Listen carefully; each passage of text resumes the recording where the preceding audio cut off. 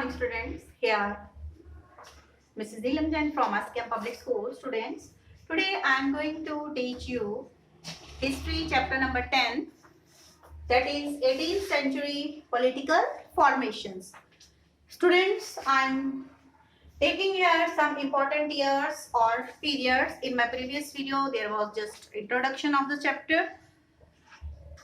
Then today I am going to teach you about these important years or periods and some new word and about emergence of new states. Okay, our Bengal and Hyderabad. Today I will talk Hyderabad. Okay, the emergence of new state, that is Hyderabad. Okay, so let's know about some important years in the 18th century. As you know, 18th century will start from 1700 to 1800. So during this period, there were some important years or period. In 1699, institution of Khalsa was established. Then 1707. In this year, Aurangzeb died. Aurangzeb, as you know, was the most powerful Mughal emperor, and he died in the year 1707. In 1708, Guru Gobind Singh ji died. Then 1713, Mughal emperor Jahandar Shah renewed the offices of Raja Jai Singh and Raja Ajit Singh. Then in 1715 to 16, Banda Bahadur was captured and executed also. In 1722, Burhan ul Mulk Sadr Khan was appointed Subedar of Awadh. Then in 1737, you have to write all these dates on a piece of paper and try to paste in your workbook. In 1737, Marathas raided Delhi. And in 1739, Nadir Shah invaded and captured Delhi. He invaded Delhi and captured it. In 1761, Third Battle of Panipat took place. Yes, student, this place Panipat, it is in Haryana, and you know कि there were 3 battles of Panipat fought. So I am going to tell you also about battles of Panipat. The first battle of Panipat, it took place on 21st April 1526. 1526, it was fought between the invading fought between the invading forces of Babur and the Sikandar Lodi dynasty. It took place in North India and marked the beginning of Mughal Empire and the end of the Delhi Sultanate. So in this battle, Babur won. He got victory in first battle of Panipat, and very important, second battle of Panipat, it took place in 5th November 1556. Here it was the second battle of Panipat. It was fought in which year? 1556, between the Hindu king Hemu Chandra Vikramaditya, we also call him Hemu, and the forces of the Mughal Emperor Akbar. And actually, if battle is fought, one is a winner. So who won the second battle of Panipat? It was won by Samrat Hem Chandra Vikramaditya.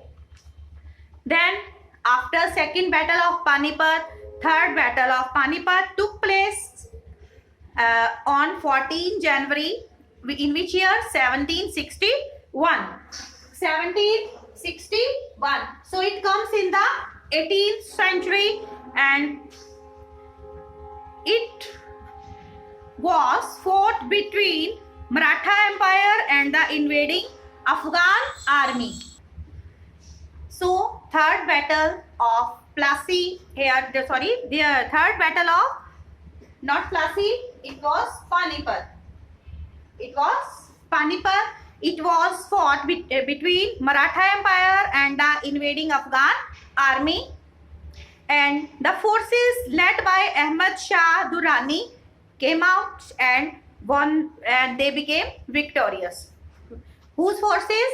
The forces led by Ahmad Shah Durrani came out victorious. So here in 18th century, third battle of Panipat was fought. It was fought between Maratha Empire and the invading Afghan army, and winner was the forces led by Ahmad Shah Durrani, and he became victorious over there. Then in 1765, Khalsa declared their subversion, and here Khalsa declared their subversion rule by striking their own coin. They issued their own coin then. In 1799, Maharaja Ranjit Singh reunited missions and established his capital at Lahore. You know कि जैसे BSF है, ठीक है? BSF means Border Security Force. Or at that time, when Maharaja Ranjit Singh was there, then there were missiles. Missiles means the group of people who protect the empire. And he reunited all the missiles and established his capital at Lahore. Who? Maharaja Ranjit Singh. And all these events took place in which century? In 18th century. Means a period from 1700 to 1800. So you today have learnt about three battles of Panipat. The first battle of Panipat, it took place on 21st April 1526, and it was fought between the invading forces of Babur and the Sikandar Lodi dynasty. It took place in the North India and marked the beginning of Mughal Empire and end of the Delhi Sultanate. And Babur was winner in the first battle of first battle of Panipat, not Plassey. So, and second battle of Panipat was fought on 5 November 1556 between the Hindu king Hemchandra Vikramaditya, and also called in short nicknamed Hemu, and the forces of the Mughal Emperor Akbar. And this battle was won by Samrat Hemchandra Vikramaditya. And third battle of Panipat was fought on 14 January 1761 between Maratha Empire and the invading Afghan army, and the forces led by Ahmad Shah Durrani came out victorious. Then there are some new words also in this chapter. Chauth. New words. Chauth. Chauth means 1/4, or you can say 25% of the land revenue claimed by zamindars. Claimed by zamindars in the Deccan. It was collected by whom? It was collected by Marathas. And then Sardesh Mukhi. Sardesh Mukhi means 9 to 10% of land revenue paid to the head revenue collector in the Deccan plateau. So Chauth and Sardesh Mukhi, these are two new words here, and let's continue this chapter here, that is 18th century political formations. Let's move forward about emergence of new states. In my previous video, I have taught you just introduction part. and the crisis of the empire and the later Mughals, about Nadir Shah attacks. So old Mughal provinces were amongst the states that were carved out of the old Mughal provinces in the 18th century. Three stand out very prominently. These were our Bengal and Hyderabad. Today we will learn about which province Hyderabad. Okay, so all these three states were founded by members of the high Mughal nobility who had been governors of large provinces. Saddat Khan Awadh, Murshid Quli Khan from Bengal, and Asaf Jah from Hyderabad, all three had occupied high mansabdari positions and enjoyed the trust and confidence of the emperors. Here, both Asaf Jah and Murshid Quli Khan held a Zat rank of 7,000 each, while Saddat Khan Zat was 6,000 only. So, about Hyderabad province, Nizam Mulk Asaf Jah, the founder of Hyderabad state, was one of the most powerful members at the court of the Mughal Emperor Farrukh Shah. He was entrusted first with the governorship of Awadh and later given charge of the Deccan. As the Mughal governor of the Deccan provinces during 1720-22, Asaf Jah had already gained control over its political and financial administration. Taking subsequent advantage of the turmoil in the Deccan and the competition amongst the court nobility, he gathered power in his hands and became the actual ruler of that region. Asaf Jah brought skilled soldiers and administrators from where? From North India, who welcomed the new opportunities in the south. He appointed mansabdars and granted jagirs. Although he was still a servant of the Mughal emperor, he ruled quite independently without seeking any direction from Delhi or facing any interference. The Mughal emperor merely confirmed the decisions already taken by the Nizam Malik Asaf Jah. The state of Hyderabad was constantly engaged in a struggle against the Marathas to the west, and with independent Telugu warrior chiefs were called Nayakas of the plateau. The ambitions of the Nizam Mulk Asaf Jah to control the rich textile producing areas of the Coromandel coast in the east were checked by the British, who were becoming increasingly powerful in that region. You can see map number 2 here. Map number 2 in your book.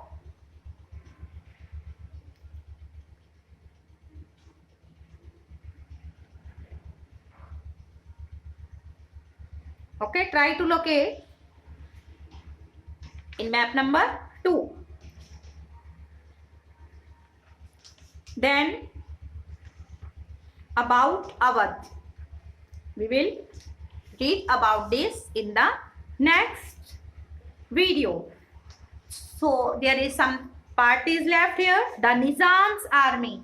Description of Nizam's army. A description of Nizam of Hyderabad personal troopers in 1790. The Nizam has a sphere of swaris. here swaris 400 elephants, several thousands of horsemen near his person, who receive upwards 100 rupees nominal pay and are extremely well mounted and richly caparisoned. So this is, you have today learnt about Hyderabad province and about Awadh and Bengal. We will learn in the next video. Okay, and about Awadh you will learn ki Burhanul Mulk Saddat Khan was Subedar at Awadh in which year? 1722. He was responsible for managing the political, financial and military affairs of Awadh. Burhanul Mulk reduced the number of Jagirs and office holders appointed by the Mughals. He seized a number of Rajput zamindars. The state depended on local bankers and Mahajans for loans. These developments allowed money lenders and bankers to influence the state's revenue system. And about Hyderabad, today you have learned कि Nizamul Mulk Asaf Jah was the founder of Hyderabad. He was entrusted with the governorship of Awadh and later Deccan. Asaf Jah brought skilled soldiers and administrators from where? From northern India. From northern India, Hyderabad was constantly engaged in struggle against the Marathas and with Telugu warrior chiefs called Nayakas. So this is, you have read about Hyderabad and about Awadh, Bengal and Watan Jagirs of the Rajputs. We will learn in the next video. And try to note down these all the important years or periods. I have also told about you 3 battles of Panipat also orally, and you will write the years in which year those 3 battles of Panipat were fought and who were the winners. And students, try to read from your book also, NCERT book. Until then, stay alert, stay healthy and also protect yourself by using mask. Thank you, students. Have a nice day. Thank you.